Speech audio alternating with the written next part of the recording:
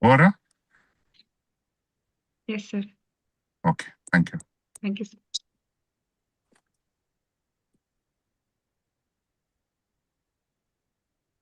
Good morning, everyone. Myself, Dr. Saraswati Nashi, Chair, and Dr. Jyotsna AAS are very privileged and honored to have you all in today's Young Neurology Forum webinar. Our theme for today is stroke. We have 4 interesting case discussions. So our senior moderators for today will be Professor Girish Kulkarni, who is a professor of neurology and in charge of stroke and headache services from NIMHANS, Bengaluru. And we have an expert, Dr. Vikram Hude, who is the president of Indian Stroke Association, who is a clinical lead and director of interventional neurology at Narayana Health City, Bengaluru.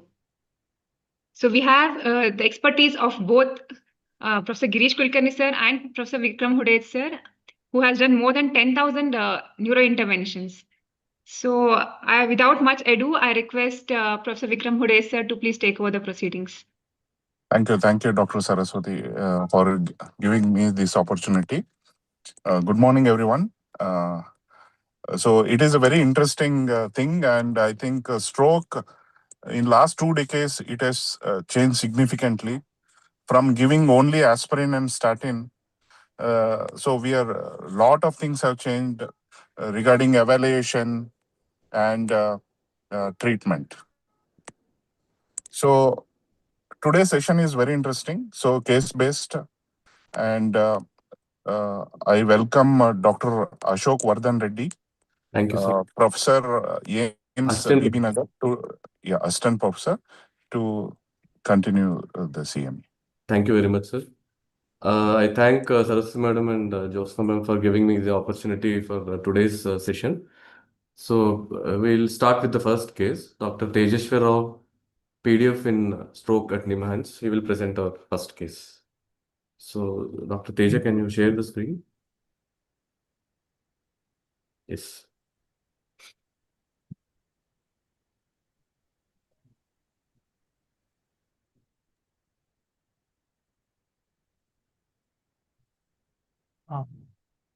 Good morning, sir. Good morning, respected dignitaries and colleagues. Today I am presenting a case regarding a minor stroke with major occlusion. My slides are visible, sir? Yes. So coming to the case details, patient is 46-year-old male. I presented with sudden onset of weakness of left upper limb and lower limb with deviation of mouth to right side with slurring of speech since 8 a.m. on 3rd February 2026. At 8 a.m., he developed sudden onset of weakness on the left side associated with facial deviation with slurring of speech, which improved spontaneously in 20 minutes. And he was initially taken to nearby private hospital and referred to NIMHANS.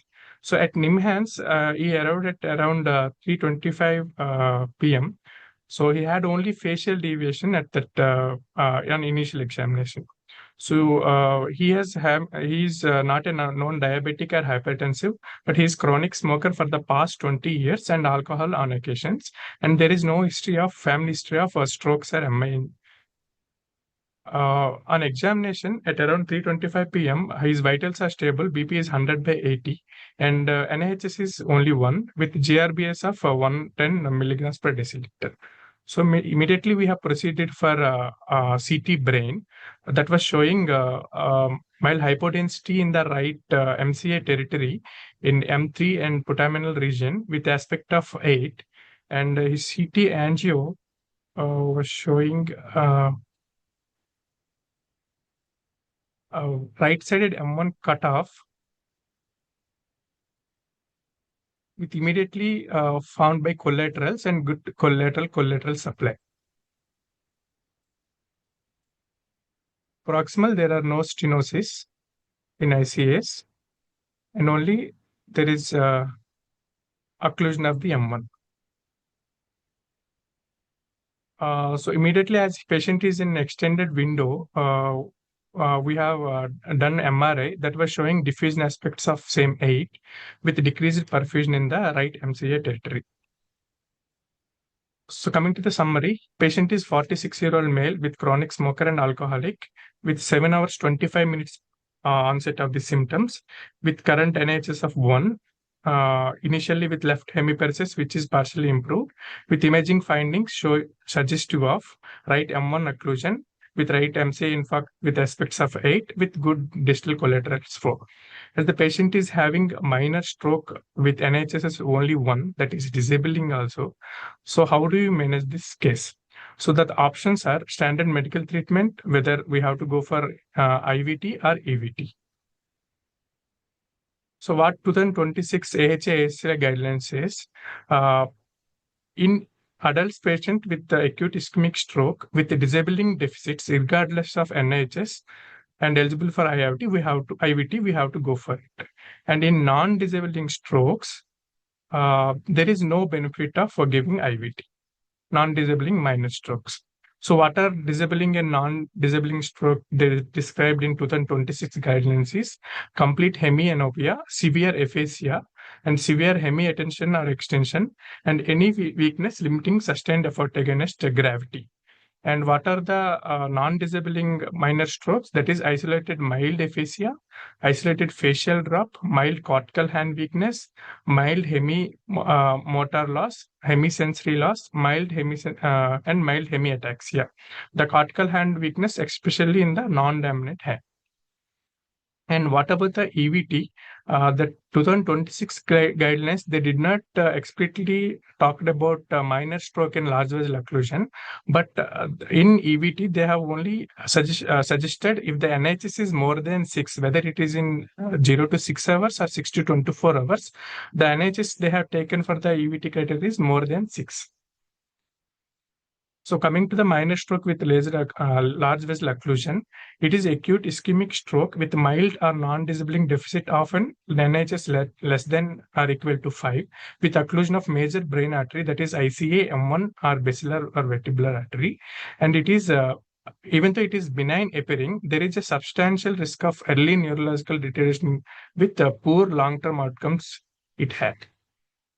And in among the LVO strokes, 15% may present with mild deficit due to good collaterals, and 85% they achieve good functional independence with medical management alone. But only 10 to 50% they develop early neurological deterioration, that is END, non-hemorrhagic. That is the primary cause of poor outcome. So in a systemic review and meta-analysis made by Zhang et al., published in March 3rd March 2026, the intravenous thrombolysis versus standard medical therapy in minor stroke with large vessel occlusion or stenosis, they concluded that IVT may be associated with improved 90-day excellent functional outcome. In an AHA-ASA editorial, that is published in 2023, they mentioned it, medical management versus endovascular treatment for large vessel occlusion, anterior circulation stroke with low NHS. They have mentioned it as striving to better, often we mar what is well. So they concluded that the EVT appears equivalent to BMT and with increased risk of symptomatic intracranial hemorrhage. So whether we have to go for EVT or not, or in any selected cohort is there that we can opt for EVT. And in the ESO also from the SITS stroke registry, they have found in minor stroke with major occlusion, if the occlusion is at the terminal internal carotid artery or tandem occlusion within ICA and MCA, 30% may worsen. And among extracranial carotid occlusion, 17% may worsen. And in proximal middle cerebral artery M1, around 9% of the people may worsen. So patient with minor stroke caused by internal carotid artery occlusion with or without tandem middle cerebral artery involvement are at high risk of disabling deterioration. So what the current guideline says, no routine EVT in minor strokes with LVO, but reasonable in highly selected cases as per AHA and ESO ESPENT guidelines. So what is early neurological deterioration? Early neurological deterioration is if the NHS is worsened with 4 points within 24 hours of post-IVT, excluding the hemorrhage and other causes. That is called as early neurological deterioration. It have incidence in minor alveolar stroke around 12 to 22%, and it strongly predicts poor 3 months outcome. And what is the mechanism of this early neurological deterioration is it is due to collateral circulation failure or thrombus extension and secondary thromboembolism. So we have to predict these patients at the admission using baseline clinical and advanced imaging. And the goal is to identify them and directly taking them to EVT, direct EVT or with bridging IVT if they are eligible. And if it occurs very early within 2 hours in almost 48% in one study, with the median delay to rescue EVT is 95%. So what are the predictors they have described is, one is male sex and higher baseline NHS, and second one is simple bedside clinical test, that is heads-up test, and third one is imaging, that is end-eye score. So what is heads-up test? It is a simple bedside test. The patient is asked, patient was allowed to sit at 90 degrees on the bed with head and elevation, and at around 80 to 90 degrees, and we have to reassess NHS every 5 to 10 minutes for the first 15 to 30 minutes. And if the NHS worsens more than 2 points after sitting position, the patient is considered for urgent mechanical thrombectomy. Coming to the end-eye score, they have 2 components. One is thrombus length, that is if it is more than 9 mm, that is having 1 point. And based on the occlusion site, they have given if M2 is at 0 points, M1 1 point, and proximal M1 tandem or basilar, that is having 2 points. And if it is ICA terminus or at the bifurcation, it is 3 point. So the risk stratified is with 0 points, it is 3% end, and 1.7%, and 2 points, it is 20%. And if it's 3 to 4 points, it is around 35%. So in our patient, we predicted poor outcome based on he's a male with proximal M1 occlusion with NHS of 1 and NDA score is 2. So that gives rise to around 20% of early neurological deterioration. And we also considered other imaging predictors, that is brush shine and low perfusion and ASM. So what is brush shine?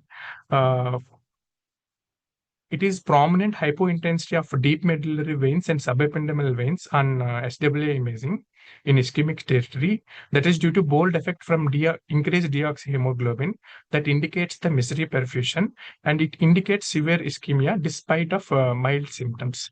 And there is a risk of increased core infarct if SWI and poor collaterals are present.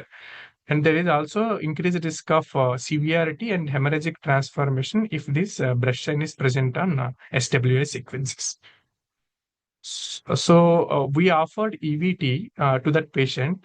As patient was walking, he was not given consent, and patient deteriorated. And currently, his MRS is around 3 to 4, requiring constant support from the attenders for the activities of daily living. So key takeaways: in minor stroke with large vessel occlusion, a benign initial presentation can be deceiving, and aggressive treatment should be considered for high-risk patient. And we have to opt for IVT, and in selected patients, EVT is beneficial. And the predicted tools like end-eye score and SWA brush shine may help us in predicting the early neurological deterioration. And ongoing randomized control trials like ENDOLO and MOST, they may answer whom the patient with high risk of end and whom to directly opt for endovascular thrombectomy. Thank you, sir.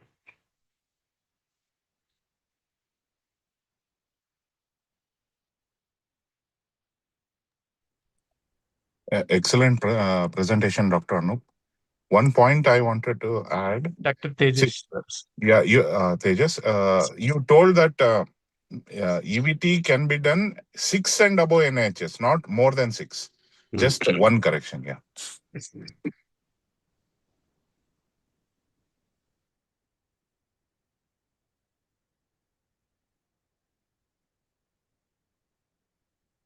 So, Dr. Vikram, we had this patient, and I think they offered the EBT also. They didn't agree. In your experience, whether you have seen this type of patient, and what is your thought Yeah, process? sir, according to present data, if NHS is less than 6, even in IVT or mechanical, there is no data to thrombolyze and thrombectomy unless it is a disabling symptom. So always we should be that head up test and all. It is a good one, but we according to RCT is not there. So main thing is if we do thrombectomy and the patient worsens, it is a problem. Yes. So that's why he presented beautifully. We need to identify that selective cases. For example, I see a tandem occlusion. I think those are the one who worsen. Once they worsen and when we do thrombectomy, the outcome is not good. Okay. So I think we are not pushing for thrombectomy if NHS is low, sir. Okay. Thank you. Ashok, Sir, there are- what is your Yes, sir. takeaway? How you thought about this patient? Sir, it is a double-edged sword. When we take a call, then patient themselves, they come and ask, please tell what is your decision, sir. Can you tell us? So That's this what is a very we difficult thought. question. When patient, then again we keep counseling. If the patient relatives come again, we counsel. Then only the decision can be taken. I think it is very dicey, sir. If we will not be able to take such Dr. patient for Manisha? thrombectomy, especially when patient is walking around. Yes, my take is also like we have to be very this thing, very decisive, like whether we should give or not. Mostly in my experience, mass we haven't given such cases for intervention per se. Just Dr. Teja, there are few questions in the chat box. I'll read out one.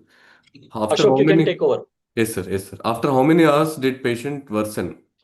Around after 6 hours, he worsens, sir. As it is on telephonic history, sir. Patient Because I didn't think get patient left admitted the in our hospital. care.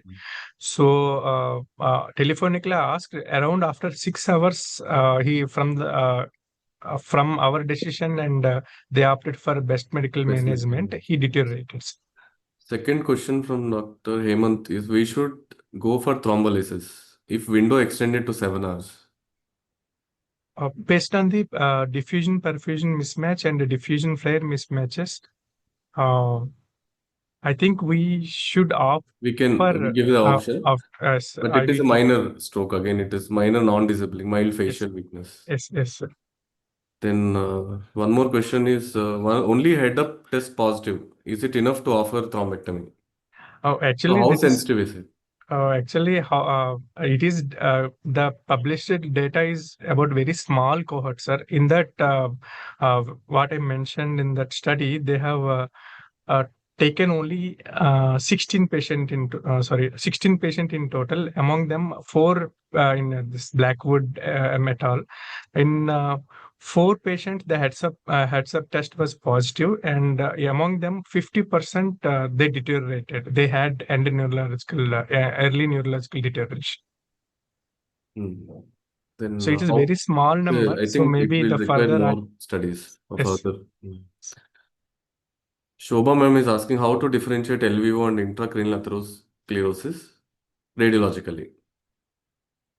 Also, ICAD will be having not only in one vessel is involved, so many other vessels also involved other than the occluded vessel. And also if based on the clinical like age and risk factors, So we may... I think Teja also will have some calcification, tapering, and also will have, if over time ICAD is there, as you told, there may be some collaterals also. Yes, sir. And this is very important what Dr. Shobha is asking, because doing intervention in the presence of ICAD, I think Vikram may also add, may be associated with needing to stent also. Yeah. So that is a very good question. So imaging pointer, clinical pointers, if patient has a TIA and then worsening. Okay, that is one good point. And then if you do angiogram, So you need to see where is the vessel occlusion. If it is proximal M1 and proximal vertebrobasilar, it goes more in favor of ICAD. If it is distal M1 or distal basilar, it goes more of embolic. And also in CT, you can see calcification. Yeah, if you see during angio, if there is occlusion in the external carotid artery, that tells it is a cardioembolic source. And also, you will see tapering. What type of tapering? If tapering is, there is small tapering, then it indicates it is ICAD. So these are the pointers to think it is ICAD. In that situation, so that's why you need to load double antiplatelet if patient has got low NHS. If they worsen, we can do stenting for them. If you do thrombolysis, then again the risk is more. So there is one more question. If DAPT is given and patient is willing for admission and DAPT is given, in hospital if patient worsens and NIHS increases, can he be taken for thrombectomy? Yes, sir. Rescue EVT can be done, but most of the times the outcome will be poor in rescue EVTs. Yes. I have a doubt. This brush sign you have shown, it is whether can we do that in CVT as well? Does it help us in CVT and taking how Yes, sir. sensitive is it to say that it is CVTs which will worsen with this? CVT worsening, I think they. I don't have idea regarding the worsening, clinical worsening. Okay. Sir. But it is sensitive in moya and Yes, arterial. sir. Yes, sir. Yes, definitely.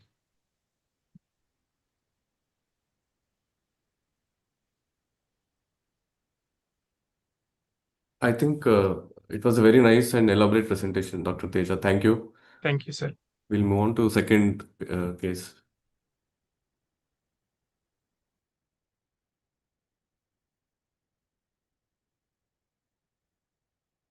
I welcome Dr. Anush Rangarajan, Fellowship in Intervention Neurology in Narayana Health under Vikram sir. Over to you, Dr. Anush.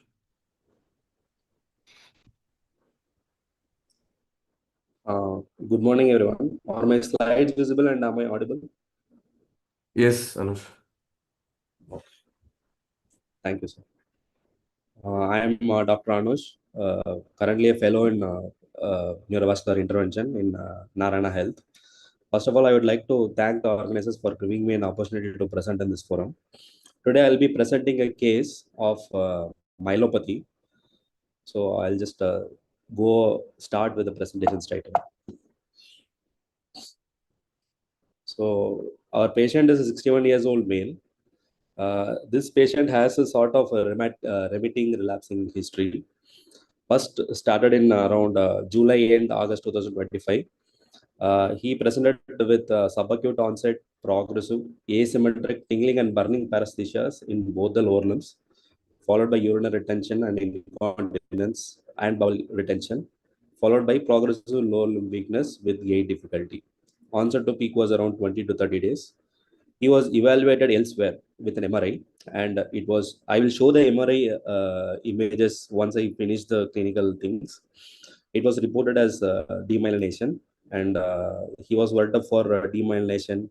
In ANA, ANA profile, ANCA, NMO, MOG, everything was done, and it was negative.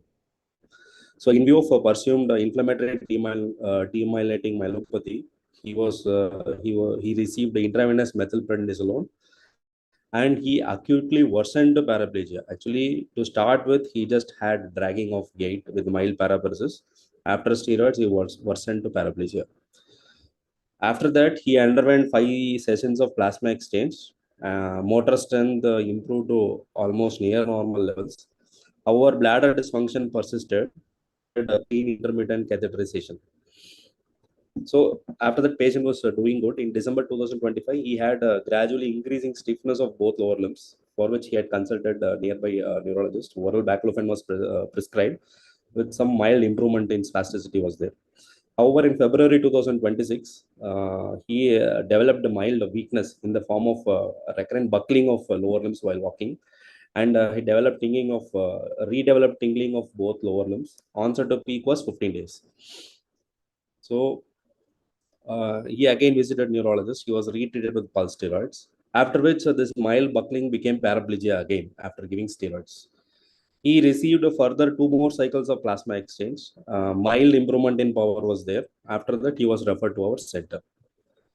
At admission in our center, he had asymmetric lower limb weakness, which is in pyramidal pattern, right more than left. Asymmetric sensory loss, right more than left. And bilateral lower limb spasticity was there. All reflexes were exaggerated. Upper limb power was normal. So at the end of examination, motor level was around L1, sensory level was T12, and reflex level was C5. So this is the clinical information. So I'll just show the MRI scans. So this is the MRI during the August event.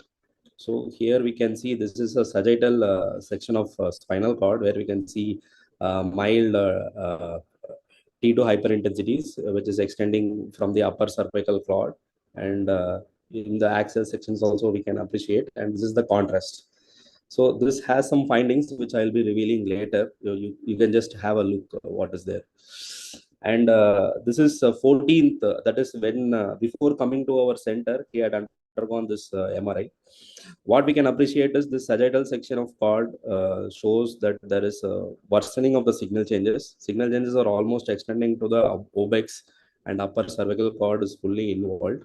And this is the contrast which is repeated. You can just have a look here. And these are all the sequential MRIs. Actually, in December, he had a mild worsening in spasticity. During that time also, MRI was repeated. So I had put all the 3 MRIs side by side. What we can appreciate is, even though the patient improved, what we can appreciate in the MRI is there is slowly there is worsening of signal changes in the cord along with cord swelling. So this patient, I just summarize the clinical and radiological findings.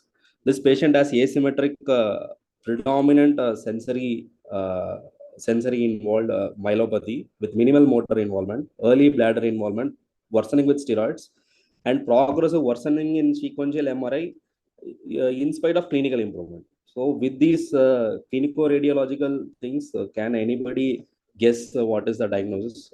We'll just wait for some 10 to 20 seconds according to moderators.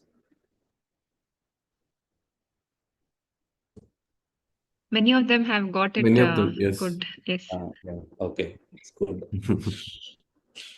So many of them have got it right. I'll just proceed with my presentation. Yes. So this because of stepwise progression, steroid-induced worsening, asymmetric sensory dominant signs raised the possibility of spinal dural fistula. We proceeded with DSA.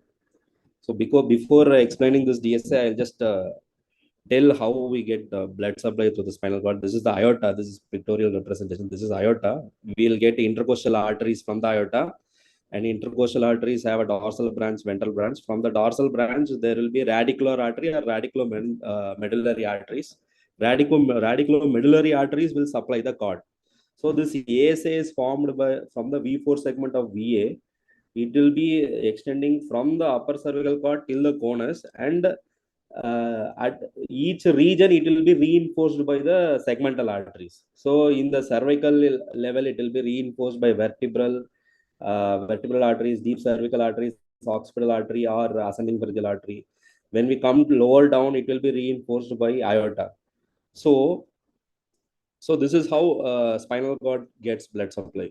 And how it drains is it has intrinsic and extrinsic system. So whichever is in the periphery, it will be drained by the radial veins, and in the central, it will be drained by anterior and posterior median sulcal veins will be there, and it will be finally draining into the radicular veins, and radicular veins will drain into external vertebral plexus, and it will drain into azygos system. So where the dural fistula will form is at the level of root. So where we can here we can see this is the radiculomedullary artery, which is forming a connection with the radicular vein, and because high pressure arterial blood flow is transmitted to the vein, we can see engorged veins. So with this picture in mind, we will try to see the DSA. So this is vertebral artery injection. So this is till this. I think you are able to see my pointer, madam. pointer Yes, is with, yes, we can see. Yes. yeah. So till this is the V2 segment of vertebral artery. This is where it comes out through the foramen transversarium and takes a loop in the lamina of C2. So this is V3, and after this it enters foramen magnum V4, and this is pica, which is coming intradurally. So this is C1 level radicular artery. Usually it will not be visible, but because this is pathological here, this is the point of fistula and this is the draining vein. So tortuous veins, which we can appreciate in this photo. So similarly, I think you can correlate. These are all the tortuous engorged veins, and which is a very small artery that is known as lateral spinal artery, which is coming at the same level where it is where the radicular artery is feeding the fistula. The lateral spinal artery is also coming at the same level. Okay, so diagnosis was made. It was a spinal dural fistula. Our case was unique because the perimedullary flow voids were very less. So I'll just show you. So usually in spinal dural fistula, multiple small vascular flow voids will be there. But in our case, we can see only one enlarged anterior spinal vein. Because in our fistula, the fistula was predominantly draining into the anterior spinal vein, which is subpial. So it may not produce that much of perimedullary flow voids. And here we can see there are linear subpial. Because it is a single vessel, we can see thin subpial enhancement. So that is why it was missed for a long time. And other reasons for absent perimedullary flow voids are slow flow fistulas. And in the early phase of the disease also, florid perimedullary fistulas flow voids may not be present. Okay, so because lateral spinal artery was coming from the same level where fistula was forming, patient was given a surgical option, and he underwent a laminectomy with slipping of spinal dural fistula. To the right, we can see the post-op vertebral artery injection where the fistula is completely excluded.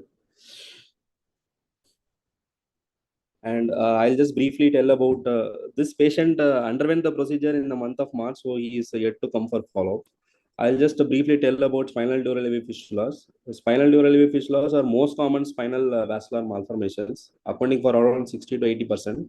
And our patient had C1 root spinal dural fistula. Usually, the spinal dural fistulas are seen in thoracolumbar area.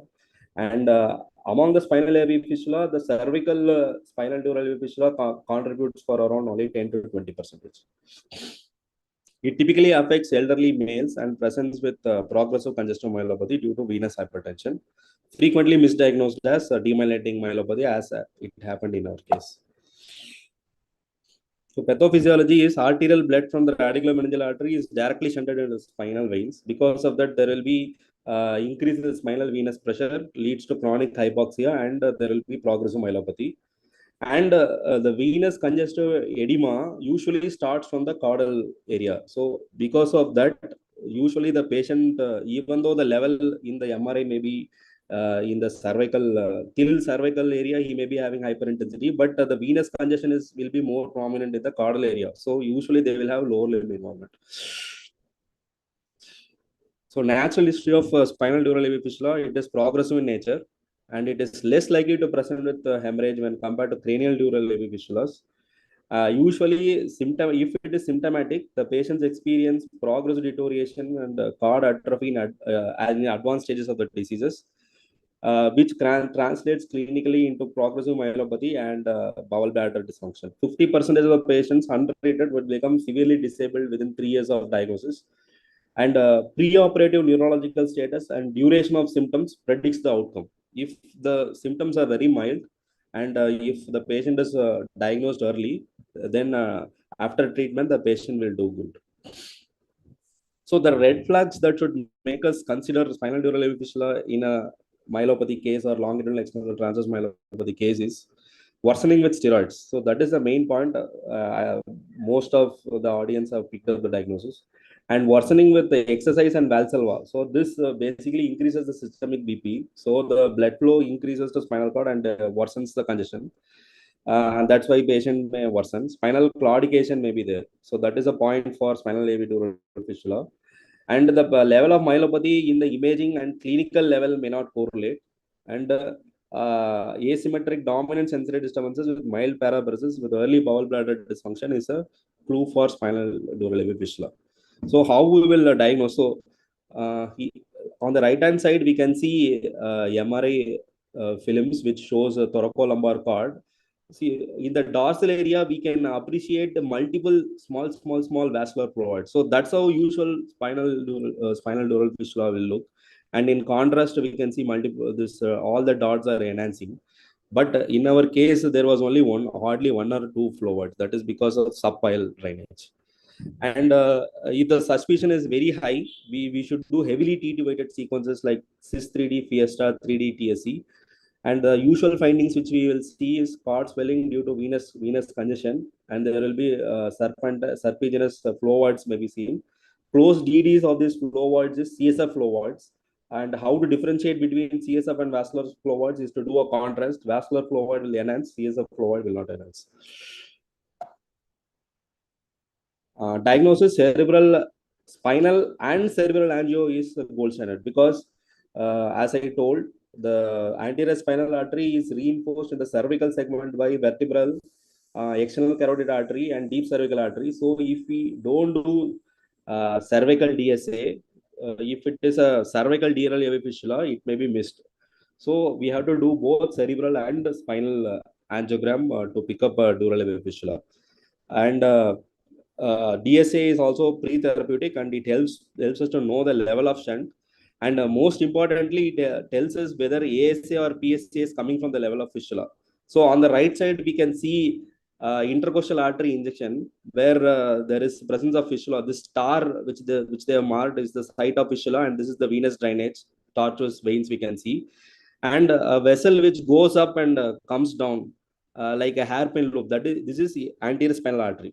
So in this patient, it is very difficult to do endovascular embolization because glue won't have our control. It can go into ASA, patient may worsen. So these are all the candidates for surgical management. Then spectrum of cervical DAVF. High cervical DAVF can present with myelopathy, as well as it can present as SAH, because whenever the venous drainage is in the intracranial system, when it ruptures, it can present as SAH. And lower down, it can present as myelopathy, and highest level of signal changes doesn't correlate clinically. And I will just briefly tell about cranial DAVF spectrum also. It depends on the location of DAVF and pattern of venous drainage. It can just simply present to us as raised ICT syndrome. It can present as rapid progressive dementia Parkinsonism whenever there is deep venous reflex. It can present as SAH, SDH, and ICH. It can present as myelopathy also. So spinal dural AV fistula can present as SAH, and cranial dural AV fistulas can present as myelopathy. Whenever there is perimedullary venous drainage, it can present as myelopathy. It can present as trigeminal neuralgia when the dura near the trigeminal ganglion is involved, or it can present with cavernous sinus syndrome when the dura of cavernous sinus is involved. So this is a tabular column which helps us to differentiate DAVF myelopathy versus demyelination myelopathy. Usually spinal dural AV fistulas, males predominant, demyelinating females predominant. And age, it is fifth decade, it is around the second to fourth decade. It is slowly progressive around, and this is acute or subacute. Bladder involvement is early in spinal dural AV fistula, usually later in demyelinating fistula. Motor signs are less prominent. Motor signs are prominent in demyelination. Flowoids are present, which is a key sign in spinal dural AV fistula. It is absent in demyelinating neuropathy.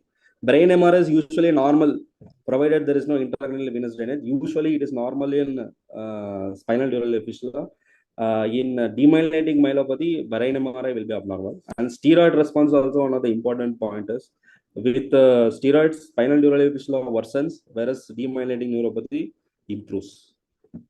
So in conclusion, myelopathy with progressive symptoms worsening with steroids with predominant sensory myelopathy should always raise the suspicion of dural AV fistulas. And spinal dural AV fistula may lack a dorsal flowoid or have subtle flowoid, as happened in our case. Anterior spinal vein drainage, which is subpial, can obscure the diagnosis. Strong suspicion is required to pick up subtle cases. Early DSA and treatment is crucial. Thank you.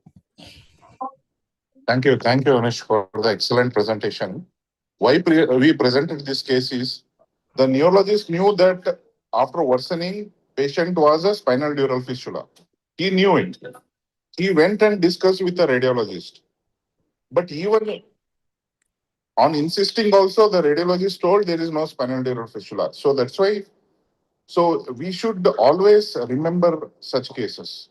This is first point. Second point is, if a patient has got atypical bleed, we should be suspicious of cranial dural artery fistula.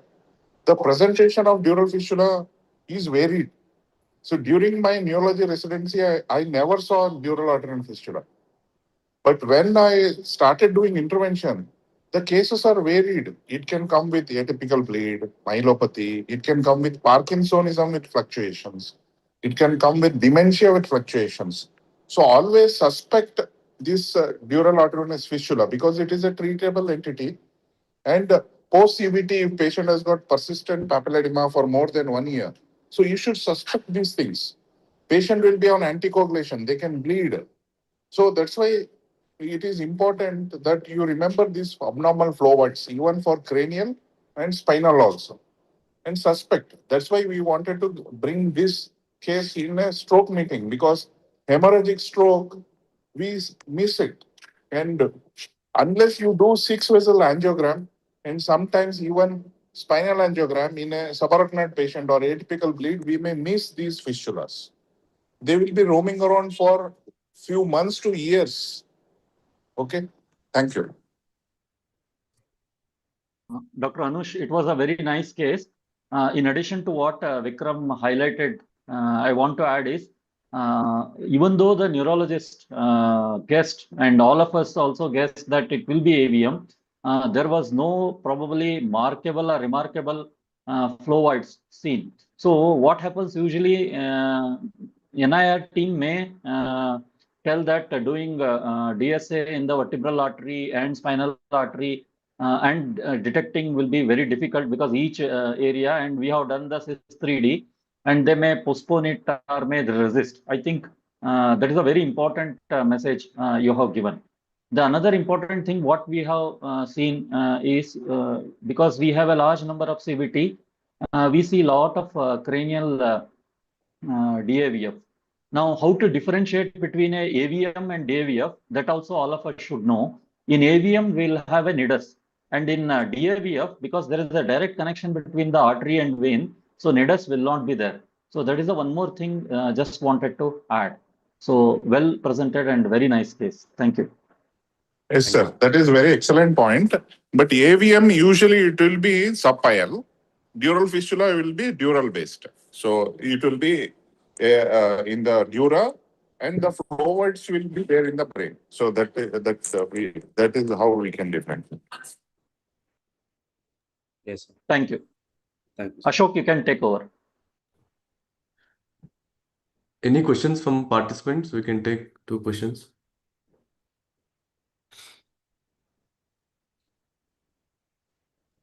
There is one question. What's the usual vertebral level for AVF from Dr. Shivam? Usually spinal dural fistulas are common in thoracolumbar areas. So our case, it was in cervical cord. So it was a rare case. Usually location is thoracolumbar. Anush, many times what happens when we suspect and we ask the intervention radiologist to see, they say DSA is negative. So how many times should we do the DSA? If at all, sometimes we are in strong suspicion, but you say you get DSA is negative. Should we repeat the DSA? Yes, sir. Actually, in when our suspicion is very strong, we have repeated 3 times. One patient we had repeated 3 times spinal dural fistula, and we got, because that patient had fistula in the conus level. The feeding artery was from internal iliac. Okay. So they may miss internal iliac cannulation also. So if the clinical suspicion is very high, we have to change the diagnosis of spinal degeneration. No. When we do spinal angiogram, it should be done under GA and properly. Yes, sir. So many centers, they do Centers, half-hearted, half, and then yes. they come to us, and when we do detailed study, we pick up the fistulas. Yes. Thank you, sir. Thank you, Anush. Yes, sir. Thank you, sir. There is one question, very interesting question, Ashok. Yes, sir. Why Steroids. patients with worsens with steroid? Yeah. Why steroids deteriorate in... So usual explanation what they give is because it can cause salt and water retention, blood volume increases, and because of blood volume increase, congestion in the cord increases. That's why they would deteriorate. Yes, Anush, that's what I think you might have also seen, that we Yes. give that Yeah. methylprednisolone over 4 hours, and we Yes. check the blood pressure. And you might have noticed that many patients develop increase in blood pressure during this Yes, sir. Yes, sir. IV steroid, this thing. Probably, in addition, 5 days we are giving, and it will cause the venous hypertension, and it will worsen, I think. Otherwise, in majority of the times, we see edema to reduce, but here probably venous hypertension will cause the worsen. Yes. I think similarly, plasmapheresis is also the same mechanism, where it probably dehydrates. Anush mentioned it. There's one question on that. Plasmapheresis improves Yes. the weakness. Yeah. Yes, yes. Or the steroid might have been removed, and hypertension might have come down also. Earlier, we used to hear stories that when there is a cord swelling or edema, initially it was thought as cord tumor and biopsy was done, and in some cases they picked up demyelination. Gradually, I hope this, when there is a cord involvement and when there is a myelopathy, we should keep our minds open and think that it could be inflammatory, it could also be a DAVF. So with this case, I think it's a eye opener, Anush. Thanks a lot for sharing this. Thank you. Thank you, sir. Thank you, Giri sir, Vikram sir, and the presenters, also as the moderator, Dr. Ashok. We shall now go on to the next presentations. I invite Professor Giri sir to please take over the proceedings. Good morning. Now I request Dr. Manisha to go ahead with the next 2 sets of cases. Good morning, everyone. Now I would like to invite Dr. Bharat, who is a senior resident in neurology at NIMHANS, to present his unique case. Yes, ma'am. Thank you, ma'am.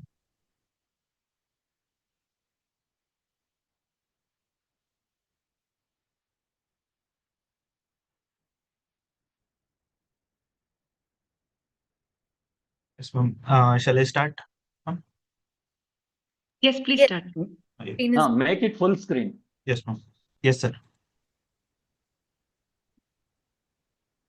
Good morning, everybody. I am Dr. Bharatar, DM Neurology resident from NIMHANS. I am presenting a case titled When Pressure Drops and Blood Clots. I present to you a 34-year-old male, a farmer from Karnataka, who presented with headache since 25 days. Patient was apparently normal 25 days back when he developed headache, which was continuous, holocranial, severe in intensity, associated with vomiting, around 4 to 5 episodes of vomiting per day for the first 2 to 3 days, after which it resolved. It was not associated with any photophobia or phonophobia. However, he had postural variation where it was more on sitting and it used to relieve completely on lying down. There was no blurring of vision, diplopia, fever, seizures, altered sensorium, weakness of limbs, or any craniobulbar symptoms. No history of CSF, rhinorrhea, or otorrhea.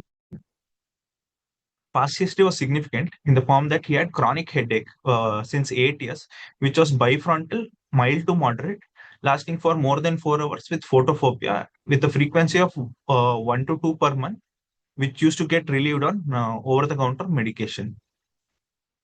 Patient had chronic lower back pain since 8 months, which had increased over the last few months. Hence, he had gone to a orthopedic where he received a epidural injection of methylprednisolone and local anesthetic to the lumbar region for the back pain.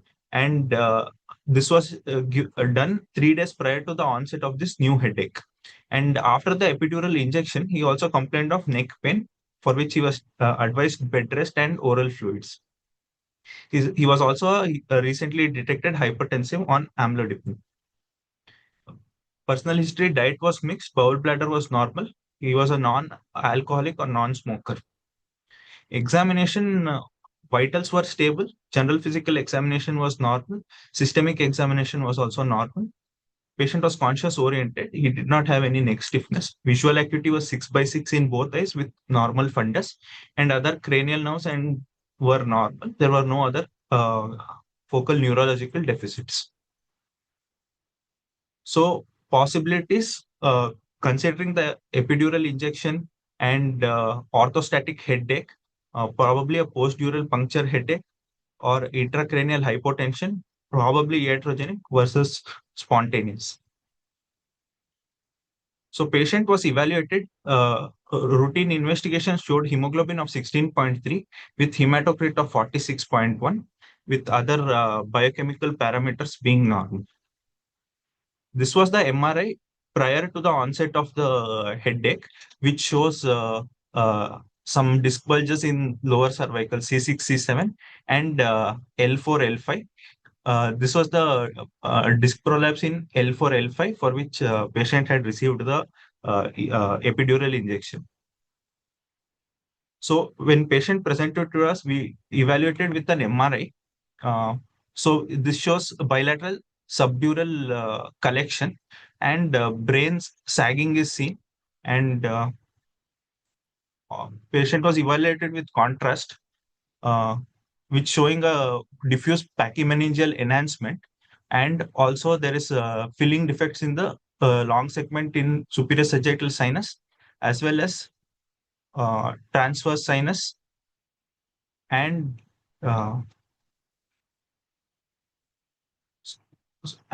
this is the same on T1, which is showing hyper intensity in the transverse sinus on T1. This is the same on T2, showing hypo to hyper iso intensity in the sinuses. And this is the diffusion weighted image of the same, showing some diffusion restriction in the sinuses.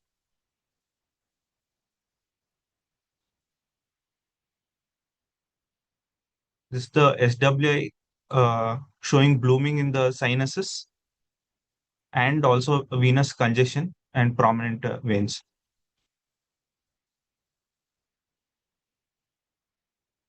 And so the diagnosis of intracranial hypotension is by the Burn score, which gives major criteria and minor criteria. The major criteria are engorgement of venous sinuses, pachymeningeal enhancement, and suprasellar cistern. And minor criteria are subdural collections, prepontine cistern less than 5 mm, and mammilopontine distance less than 6.5 mm.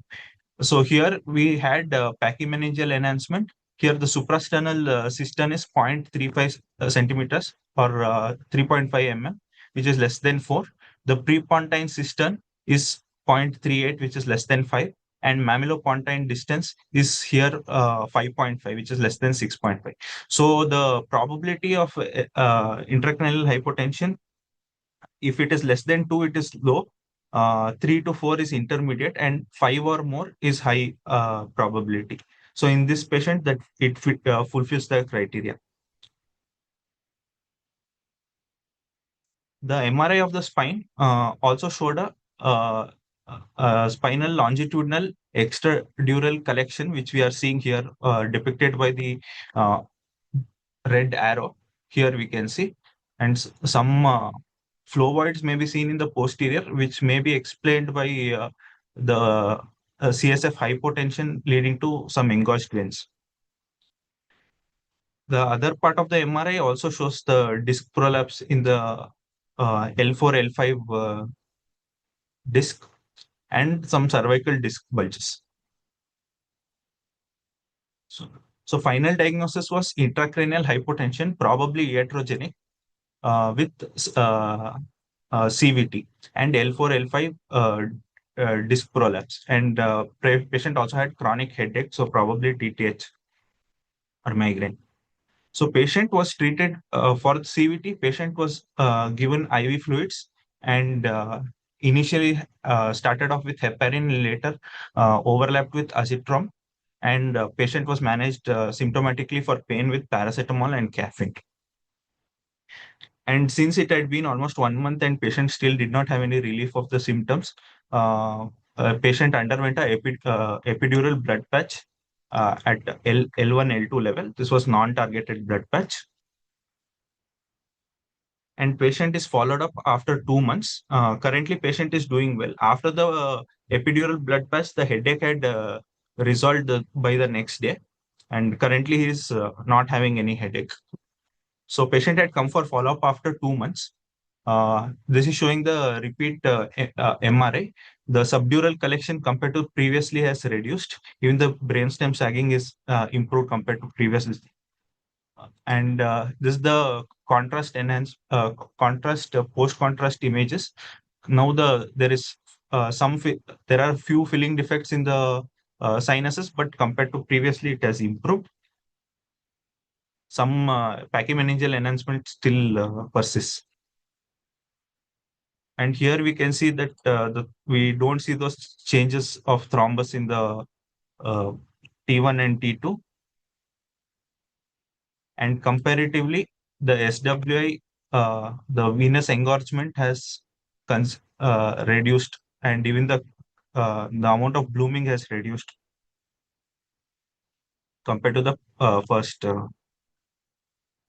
presentation. So, what is the ICHD3 criteria for the headache due to intracranial hypotension?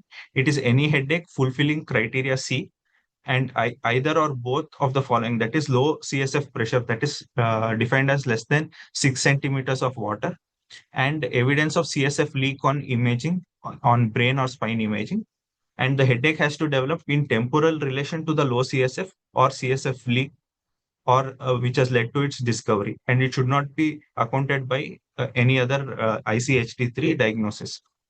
So coming to post-dural puncture headache, it is similar to the same criteria is there, but for it has to patient must have undergone a dural puncture previously, and the headache should develop within 5 days of the dural puncture. In this case, patient developed headache after 3 days. So what is the mechanism of CVT in intracranial hypotension? This is the Monro-Kelly doctrine, which states that the cranium is a fixed cavity and the volume remains the same. So when there is CSF hypovolemia, there is reduced CSF, so there can be the other components may be increased, like leading to venous engorgement, which leads to a sluggish flow, and there are dilated veins, sluggish flow with reduced velocity, which increases the thrombosis risk. There can be mechanical distortion because of brain sagging.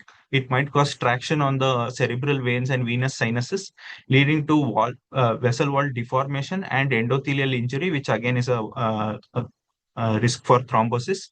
And normally CSF drains into the venous sinuses. So if CSF is reduced, then even the dilution of the venous blood may be reduced, so leading to hemoconcentration in the venous sinuses, leading to a hypercoagulable state. There are multiple case reports. There are very few case series or which I could find. So this is one of the paper written by Kate MP et al., where they have done a review of literature. They have divided into obstetric group. This is the obstetric group, involves mainly patients who have undergone spinal anesthesia for LCS or epidural anesthesia. And non-obstetric group involves patients who have undergone diagnostic LP who have developed CVT, and other patients who have undergone surgery or intrathecal injections. This surgery and intrathecal injections involve those patients who have undergone epidural anesthesia, epidural injections, and spinal surgeries, and also intrathecal injections such as methotrexate. So what they found is most of them had postural headache, and there is many of them had change in pattern of the headache, which was more common in diagnostic LP, but it was less common in the surgery and obstetric group, where only 40% had change in pattern of the headache. The comorbidities, what they found in the obstetric group were they were associated with prothrombotic conditions are in 35%. That is protein C, protein S deficiency, factor V laden mutation. And demyelinating disorders. Many of the patients who underwent a diagnostic LP had demyelinating disorders. So mainly like multiple sclerosis or NMO-MOG, who underwent LP for diagnostic purposes. They were also given high-dose steroids along with this. And even and surgery and intrathecal injection patients, many were also associated with prothrombotic conditions like protein C, protein S. Most commonly involved was the superior sagittal sinus and cortical veins. Among these, most of them received only anticoagulants, and some of them received only epidural blood patch. Some received both anticoagulant and epidural blood patch. There was mortality in the non-obstetric group, where a person died because of CVT. Here is another old journal article published in 1997, which states dural puncture and activated protein C resistance as risk factors for CVT. In that, they found that a factor V laden mutation and also patients who underwent a dural puncture, that is 66 patients in that cohort who underwent dural puncture had developed CVT, that is around 8%. This is another article. This is about spontaneous intracranial hypotension, where out of 141 patients, 3 patients developed. So around 2.1% had risk of CVT. And approximately only 40% experienced change in the headache pattern. So it was not in this patient especially, patient did not have any change in the headache. He had the same headache throughout. So it is not a reliable clinical predictor. This is another case series and systemic review, where the prevalence was 1.3%, and here patient received either anticoagulants, epidural blood patch, or both. And what they found is most common practice is anticoagulants and epidural blood patch combination. But we should be careful because there is increased risk of bleed. So the take-home message is orthostatic headache is a hallmark of intracranial hypotension, and MRI brain and spine is must for the diagnosis. And complications of intracranial hypotension, such as subdural hematoma, CVT, superficial cirrhosis, need to be addressed. And the mainstay treatment, especially for post-dural puncture headache, is more conservative, but might require epidural blood patch also. Thank you. Thank you, Dr. Bharat. This was our third patient with spontaneous intracranial hypotension with CVT. And it's a very challenging patient to manage, because on one hand we have SIH, which requires epidural blood patch if there is no improvement.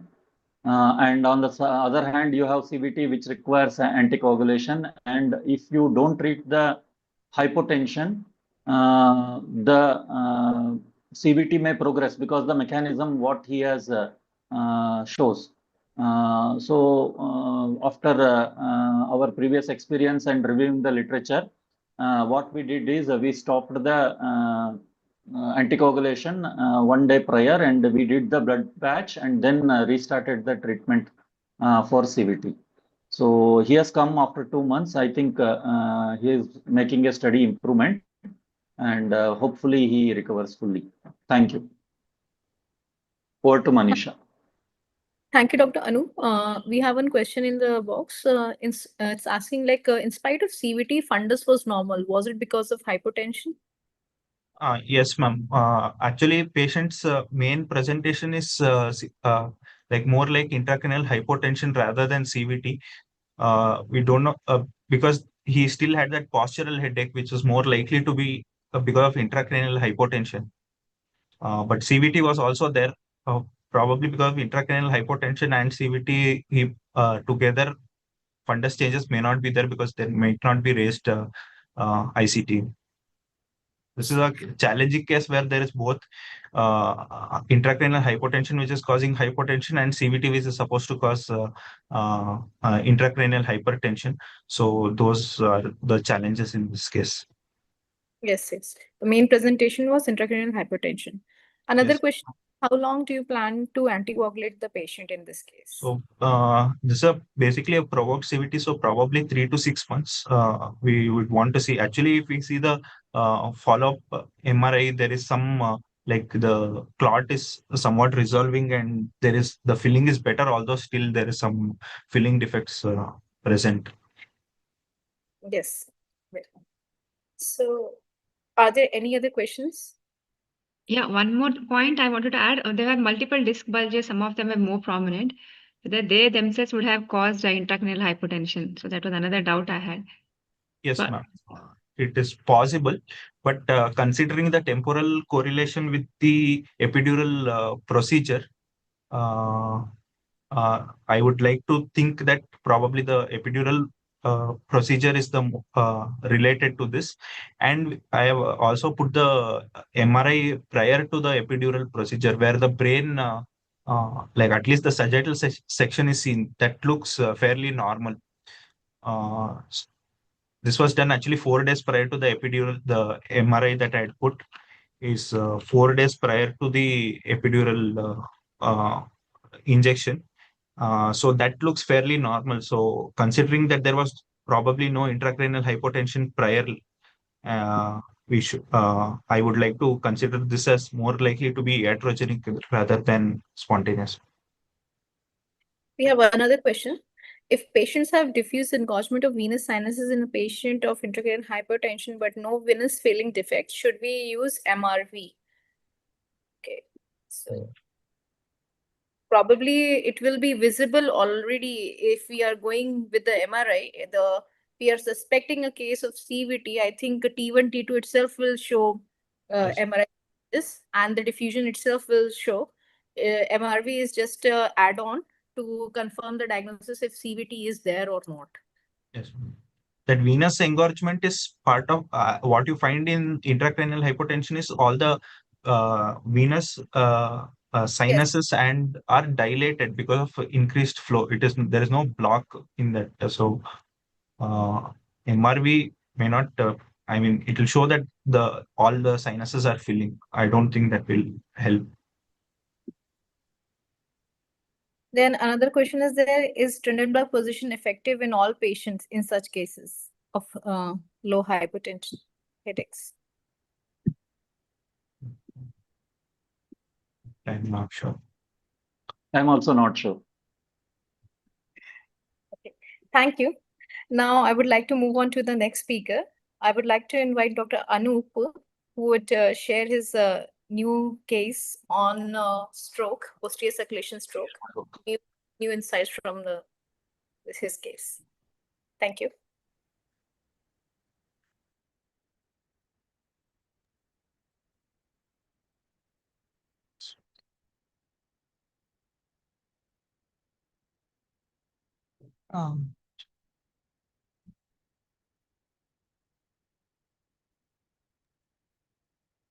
Dr. Anup is senior resident in neurology at NIMHANS. Your screen is visible. Yes. So good afternoon, everyone. I'll be presenting an interesting case of posterior circulation stroke, which presented as a vertical gaze palsy, but without any midbrain lesion. So we'll start with the case. 65-year-old woman from Karnataka, illiterate, housewife by occupation. She's a right-handed person, presented with acute onset non-progressive giddiness with slurred speech, misalignment of eyeball, and left eyeball was aligned upwards than right. Weakness of right upper and lower limbs on 27 January 2026 at 7:30 p.m. She came to the ER at 8:43 p.m. on 27 January 2026. That is fairly within 4.5 hours of window.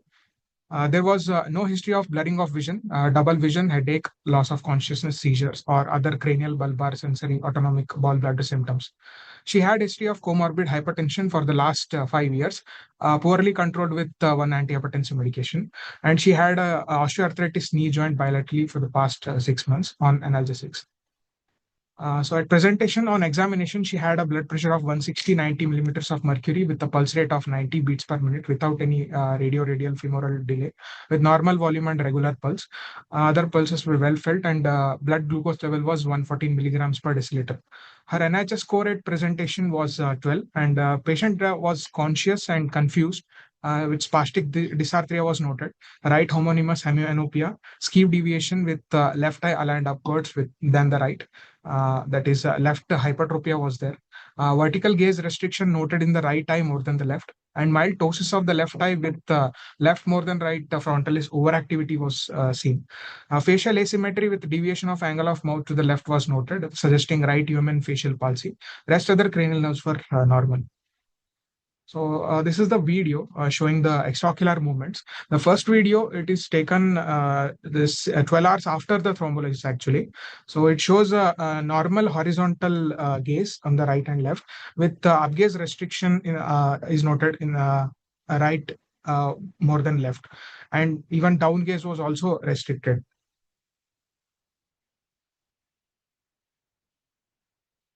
So when the vestibulo-ocular reflex was done, there was some improvement of the vertical gaze that was noted.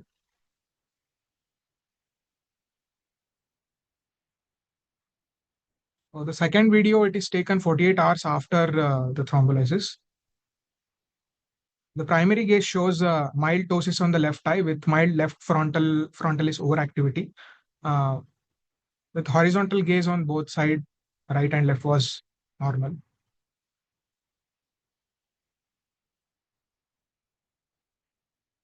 The down gaze was relatively, it had improved after 48 hours.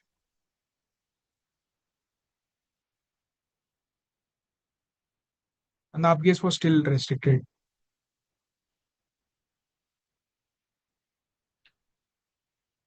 So other CNS examination, motor system showed normal tone with right side power of 3/5 and 2/5 in the lower limbs, with 2+ response on the DTR examination with arm-side blunt response bilaterally. Sensory examination was unremarkable, and no incoordination or ataxia was noted. The patient was wheelchair bound at the time of presentation. To summarize this case, she had comorbid uncontrolled hypertension presenting with acute onset giddiness, confusion, right hemiparesis, and dysarthria with vertical skew deviation and gaze palsy of eyeballs. So giddiness was localized to brainstem, vestibular nuclei and its connection, or cerebellum and its connection. Confusion was attributed to the ascending RAS disruption, and or it can also be explained with the paramedian thalamic involvement. The right homonymous hemianopia could be localized anywhere in the retrochiasmal optic pathway, more in the left LGB or optic radiation or left occipital lobe. The vertical skew deviation was can be localized to the midbrain more than pons, and cerebellum involvement, mainly of vestibulocerebellum involvement. But the rare possibility of thalamus was also considered, mainly in the paramedian part of the thalamic nuclei, or the disruption of the vestibulothalamic projections as well. The left eye ptosis with associated right hemiparesis and vertical gaze palsy can be localized to the ipsilateral thalamomesencephalic junction lesion. And the right eye more than left upgaze restriction would be localized to the dorsal midbrain, mainly in the pretectal region on the left, or bilateral involvement can also be there. Right hemiparesis with right human facial palsy and spastic dysarthria is localized to the left corticospinal tract above decussation, and corticobulbar tracts above the lower pontine level. So overall, the localization was in the posterior circulation territory. So we got the CT brain plane done, the patient.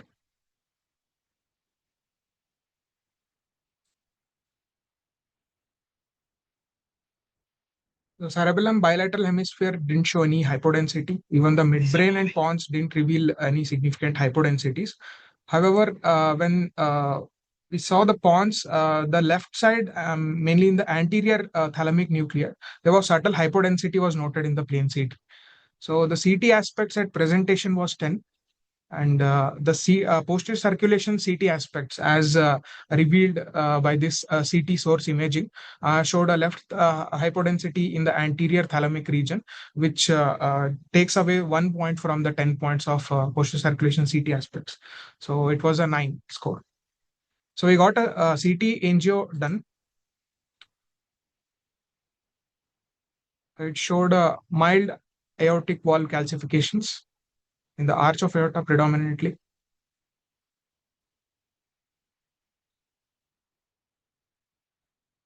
The subclavians, common carotid, the vertebral artery didn't show any occlusion. However, we can see the right vertebral artery was a bit hypoplastic as compared to the left. The carotids were normal without any significant steno-occlusive lesions. The bifurcations were fairly normal.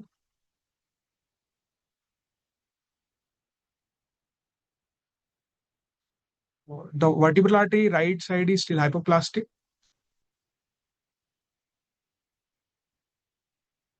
There was no stenosis or occlusion. However, some ICAD changes were noted. We can see the posterior, the cerebral arteries were originating from the PCOM. That is an anatomical variant of bilateral fetal PCV. So the patient was thrombolized with injection tenecteplase, 14 mg IV bolus stat was given at 10:11 p.m. The door to needle time was around 88 minutes. The ideal time is less than 60 minutes.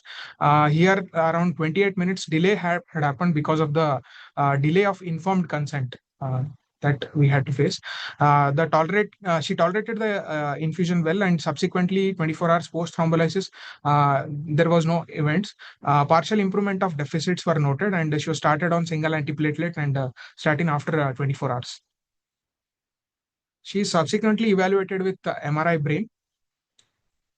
This is the MRI diffusion and ADC sequences showing no diffusion restriction anywhere in the cerebellum, midbrain, pons.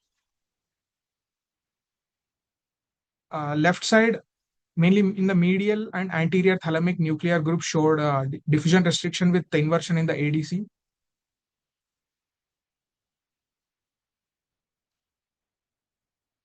Flare image showed partial mismatch in the left thalamic nuclear region.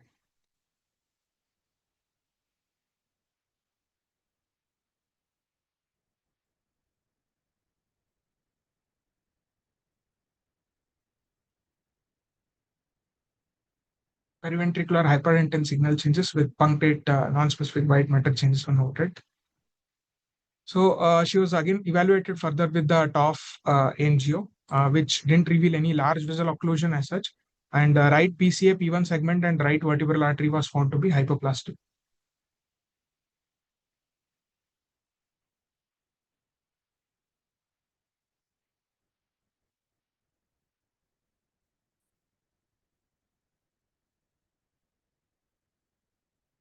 So other blood and other imaging investigations revealed normal hemogram with macrocytosis and elevated ESR.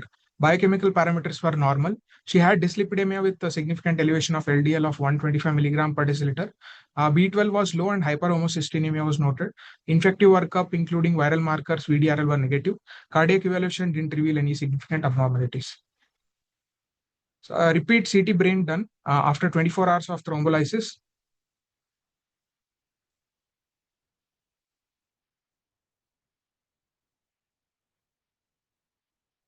Didn't reveal any hemorrhagic transformation, but a well-established infarct was noted in the anterior and medial thalamic group of nuclei.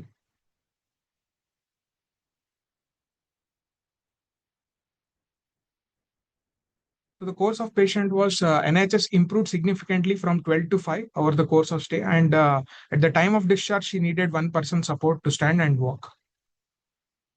So we'll review the anatomical aspects of this case. The blood supply of thalamus, if we see, there are mainly four major blood vessels named as like tuberothalamic, inferolateral, paramedian, and posterior choroidal vessels. So these thalamic arteries, it varies between the individuals and with respect to the parent vessel from which each branch arise. So the number and position of these arteries and the tributaries and the nucleus supplied by each vessels can also be varying between each individuals. So this diagram depicts how the blood supply of the thalamus is. The figure A represents the lateral view and the B in the dorsal view, with the label showing the one being carotid artery, 2 being basilar artery, 3 P1 region of posterior cerebral arteries, then 6, 7, 8 representing tuberothalamic, paramedian, inferolateral arteries. So the figure C represents the origin, how the paramedian artery is arising from the posterior cerebral artery. So it can arise separately as from the individual PCA, or it can arise from a single PCA separately. The type 2B, which is called the artery of Percheron, which arises as a single branch and gives off the paramedian branches to bilateral thalamus. So we see the how the pattern of thalamic infarction can be there. So the thalamo-geniculate artery can be presenting as a inferolateral component of the thalamus can be involved. Anterior polar artery infarction, paramedian infarction, and dorsal posterior choroidal territory infarction can be there. So these can have a varied clinical presentation. We'll be looking one by one. So paramedian arteries stroke, it mainly involves the thalamic nuclei involving mediodorsal nuclei, intralaminar nuclei, and reticular and centromedian group. They usually present as a triad of somnolent apathy, transient coma, memory loss, or abnormalities in the vertical gaze.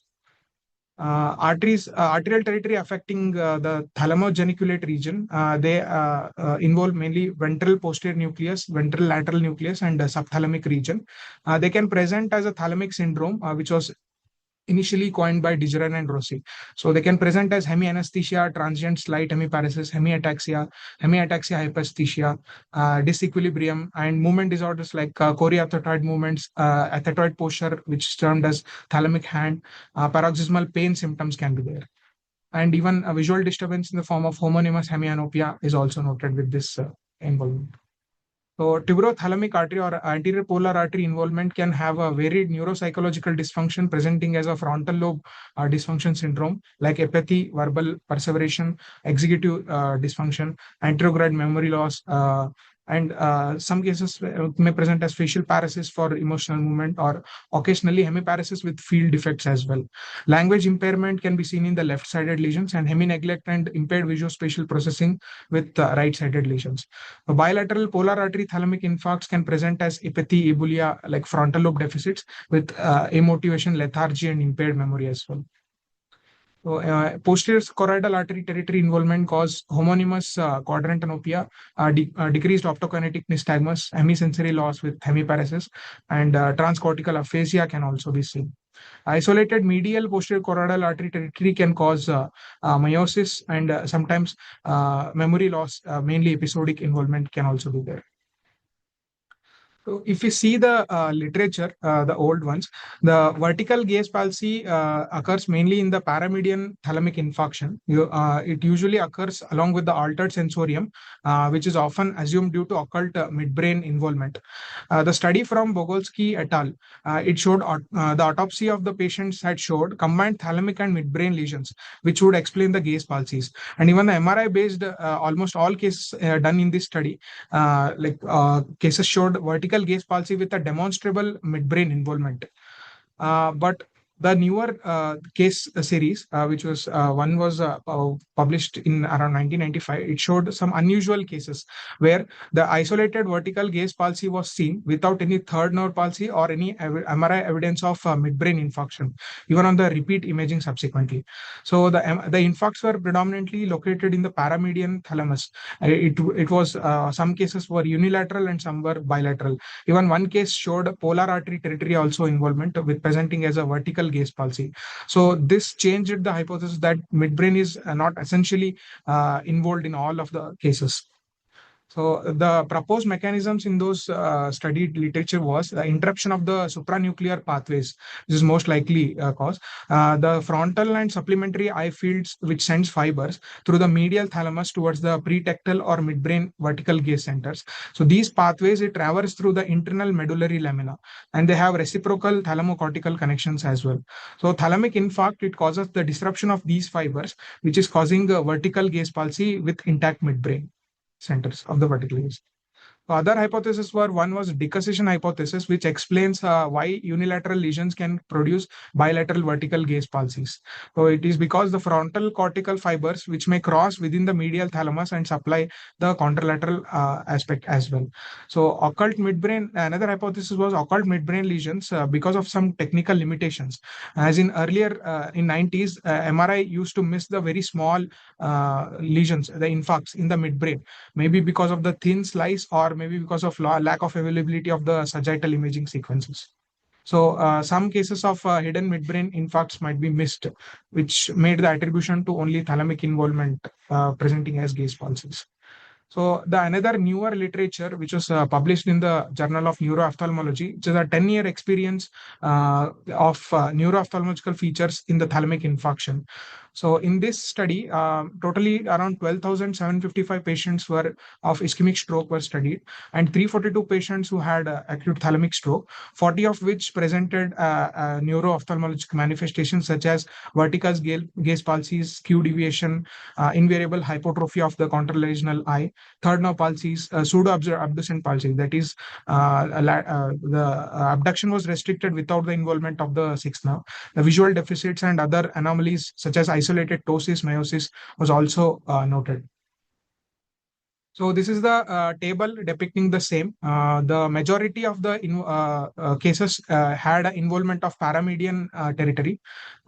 Very few had a polar artery infarction and inferolateral or posterocoroidal territory involvement. So in this paper, the most frequent oculomotor abnormality noticed was vertical gaze palsy with paramedian artery involvement. In this paper, the postulated mechanism was again the same, the frontofugal dorsothalamic bundle originating from the frontal eye fields, which is traversing across the mediodorsal nucleus of thalamus and internal medullary lamina, disruption causing the vertical gaze palsy.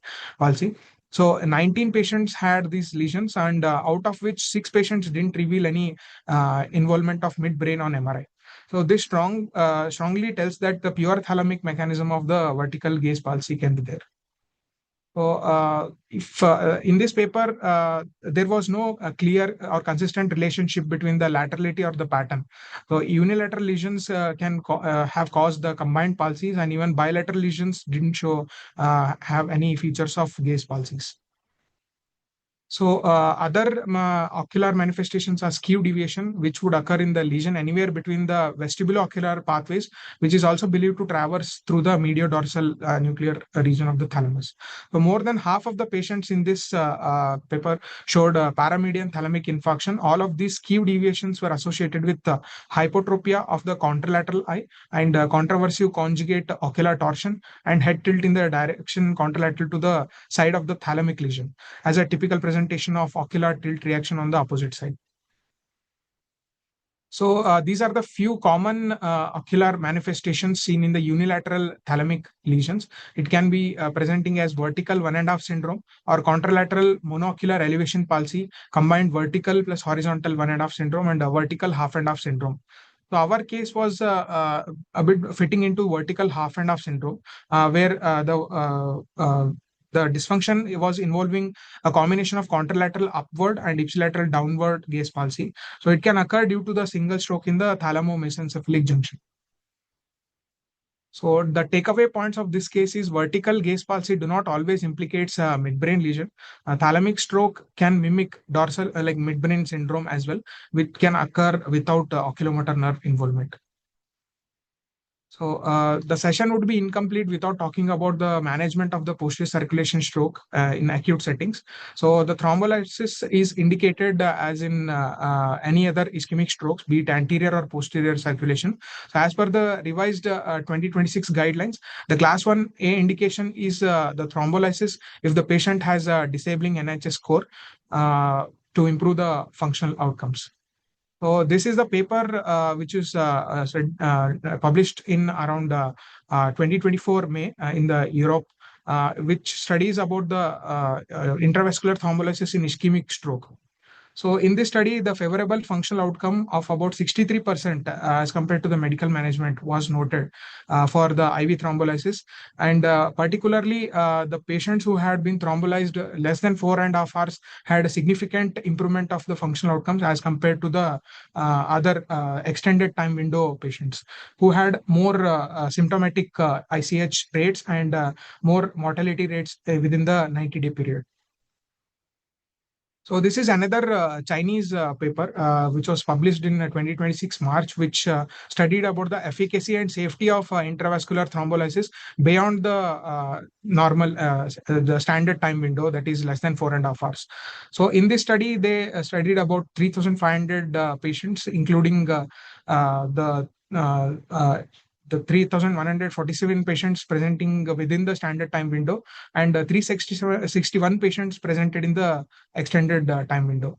So the rate of 3-month functional independence did not significantly differ between the two groups.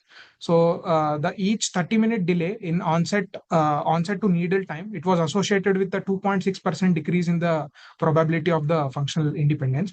And this negative association was significant within the standard time window group, but it was not noticed in the extended time window group. So there was no significant differences that were observed in the safety outcomes, including the 24-hour symptomatic ICH and early neurological deterioration and 3-month all-cause mortality between the less than 4.5 hours of presentation patients and the other extended time window group. So to conclude, the IVT had demonstrable effectiveness in patients who had presented with more than 4.5 hours to 24 hours presentation, and the safety was almost comparable between the two groups. So if we look into the EVT, it's the role in posterior circulation has evolved more slowly due to the conflicting early data. So the class 1 recommendation for the posterior circulation stroke is patients presenting with NHS of more than or equal to 10 with the PC aspects of more than or equal to 6 are the ideal candidates for EVT within 24 hours of onset of symptoms. But patients with NHS score of 6 to 10 at presentation with the PC aspects of more than or equal to 6 had has been considered a class 2B indication. So the evidence from the previous trials, that is the BEST and BASICS, the findings were the trend towards the benefit of EVT, but it was not statistically significant, probably attributed to poor recruitment and high crossover rates and treatment outside the trial protocols. But the newer landmark trials, such as the Attention trial and the BASIC trial, significantly showed that there is a good functional outcome when the patient is taken for EVT. Less than 12 hours in case of Attention, and Bauchi trial shows less than 24 hours also it had shown to be superior as compared to in the medical treatment. So the Bauchi trial, the trial was stopped early as there was clear superiority that was noticed in case of EVT as compared to the medical treatment. So the imaging selection criteria in these trials were the PC aspects of more than or equal to 6, and it is a 10-point scale. It takes away the 2 points from the pons and midbrain lesions, and 1 point is from thalami, occipital lobe, or cerebellum involvement. So the eligibility in this trial was PC aspects of more than or equal to 6, which had a favorable EVT and without any extensive brainstem infarction, which is defined by pons midbrain index of more than or equal to 3. So this is the table summarizing the key characteristic features in all those trials. So Attention and Bauchi trials had the cutoff taken was less than or equal to 12 hours for Attention and Bauchi for less than 24 hours.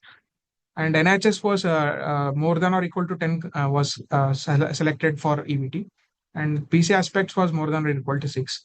So this slide is I'm presenting because since we had a delay of consent, mainly before the thrombolysis. So whether we need to go ahead with the wasting time taking consent or no. So this paper, which was published in 2021, it is published in Singapore. It showed that like 915 patients were studied between 2014 to 2017. The overall median door-to-needle times it decreased from 68 to 53 minutes when the patients were just like verbal consent was taken instead of a written consent. So there was 5.6 minutes reduction in the door-to-needle time. So after the policy change, the percentage of patients with the door-to-needle time of less than 60 minutes and less than or equal to 45 minutes, it increased significantly from 35.6% to 66.1%. So this can change that from the written to verbal consent. There is associated significant improvement of the timeliness of administration of this TPA in acute ischemic strokes. So the take-home message: the IVT in posterior circulation strokes, as in any anti-circulation, any disabling symptoms of stroke within 4.5 hours of window is a potential candidate for IVT. And in extended time window period of 4.5 hours to 24 hours, in selected cases with posterior circulation stroke involving basilar artery occlusion. So when EVT is recommended in posterior circulation stroke is when there is a basilar artery occlusion within 0 to 12 hours is having a strong evidence, and 12 to 24 hours in selected patients with presenting NIHs of more than or equal to 10 and PC aspects of more than or equal to 6 without any extensive brainstem infarction. Thank you. Thank you, Dr. Anup. Manisha, go ahead. Yes, sir. It was a great presentation. Can we have some questions? Yes.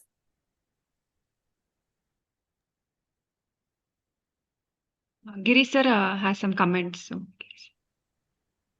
What I wanted to tell, I think he has covered under both of your guidance extensively about this posterior circulation stroke. He brought out the anatomy, physiology, vertical eye movements, treatment aspect, IVT, EVT, and also he brought out about the consent. I think he has comprehensively covered all the aspect and also brought out the videos of the patient, and it was very heartening to see the amount of effort put by all of you for presenting this case. Thank you.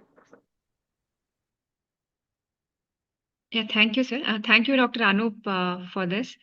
You nicely localized it and then brought out the therapeutic aspects of it also. One small addition for skew deviation, whenever you want to localize, so there may be lesions either in the pontomedullary junction or higher up in the thalamus and midbrain, as you showed. So if you want to say which side is the lesion based on the skew deviation, there's one mnemonic: low, low, and high, high. I think you know. So if it is lower down, so when the hypotropic eye will be on the side of the lesion, that is below the pontomedullary junction. If it is higher up, then the hypertropic eye, in this case, like you showed, no, the left eye was hypertropic and we had the same side. So high, high. So hypertropic will be on the side of the lesion. So that will help us in determining the site of lesion regarding the clinical localization, which you did excellently in this case. Also, you brought out several points regarding IVT and EVT if there was a large vessel occlusion in this patient. Any other comments, Manisha? There's a question, I think, in the chat box. Okay. Is NIHs a reliable score in posterior circulation stroke? No, Do you want- NIHs actually it is not very accurate in case of posterior circulation stroke. There is another post NIHs score that can be implemented to decide on the cases. Yes, there is a posterior circulation separate NIHs score, but unfortunately, the validity of the questionnaire is still not established, because of which we are not able to put it in guidelines and bring it in use. Yes. Another point was if this patient has come with just acute vestibular syndrome, since she had hemiparesis and speech disturbances, so it was easy to localize. If it was just acute vestibular syndrome where we have to pick up a peripheral versus central origin, so probably doing hints, there's one mnemonic where they say hints for infarct. So that was probably will help you in localization to a central lesion rather than peripheral lesion. So the head impulse test will be negative in a central as a posterior circulation stroke. We'll have direction changing nystagmus, and then you have to look for the skew deviation. So these are important clues when we have to localize to the central pathology. Yes. So anything else, Girish sir? Nothing, I think. Yes. Yeah, thank you, sir. Only thing is I can tell is all of you have put a lot of effort to present varied and interesting cases covering all the aspect of the brain, spinal cord, and brought out about IVT, EVT procedure, and DSA, and AVM, and DAVF, all these things. It was a very learning session for all of us. That's what I can add. Ashok and Dr. Jyotsna and Saraswati, Dr. Manisha, and all the 4 presenters really deserve comments. Thank you. Thank you, sir. As we come to the end of our session, I express my heartfelt gratitude to Professor Girish Kulkarni sir and Dr. Vikram Hude sir for contributing the cases, and also both of them for having engaging audience where they took time out to reply to each of the audience's questions here. So thank you very much. We have a short announcement to make. Dr. Jyotsna will join us now. I thank all the senior moderators for joining us and all the presenters. So the announcement is that our next offbeat YNF activity is on how to write a research grant. So till now we have had case presentations, and then the first offbeat activity was how to do a critical appraisal of a journal. So this time we have a very interesting session. All of you who are sitting there in institutes, non-institutes, whatever your setup be, you can still do research. And with that vision, we are having this activity, and we are having some very senior people and not so senior and junior people of all age categories who will share their experiences with us on how to write a research grant. So stay tuned to the YNF activities, and we thank you so much for supporting us and doing this today for the stroke team. I extend my congratulations and gratitude. Thank you all. Thank you, Jyotsna. Thank you again, Professor Girish Kulkarni sir and Professor Vikram Hude sir and Dr. Ashok Vardhan Reddy and Manisha for taking a time out to agree to moderate our session. Thank you for enriching our YNF forum. Thank you so much. Thank you, ma'am. Thank you, ma'am. Thank you.